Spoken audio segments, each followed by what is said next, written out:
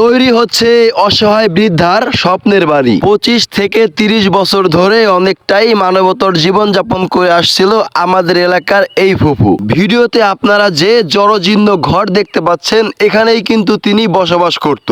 কিছুদিন আগে আমি একটি ভিডিও করেছিলাম, যেটি আমি আমার ফেসবুক পেজে এবং আমার আইডিতে পোস্ট করি। মুহূর্তেই আমার ভিডিওটি ভাইরাল হয়ে যায়, পৌঁছে যায় সবার কাছে।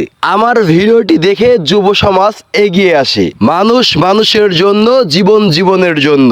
ভিডিওতে যে সকল ব্যক্তিবর্গকে আপনারা দেখতে পাচ্ছেন, তাদের একান্ত প্রচেষ্টা এবং পরিশ্রমে অসহায় এই বৃদ্ধার স্বপ্নের বাড়িটি তৈরি করতে সক্ষম হয়েছি। মানুষের মুখের হাসি অনেক দামি, যা কখনোই টাকা দিয়ে কেনা যায় না। শুধুমাত্র টাকা থাকলেই মানুষের পাশে দাঁড়ানো যায় না, মানুষের মুখে হাসি ফোটানো যায় না। আমরা সবাই অনেক বেশি কৃতজ্ঞ যাদের এই সার্বিক সহযোগিতায় এই অসহায় বৃদ্ধা তার স্বপ্নের বাড়িটি পেয়েছে।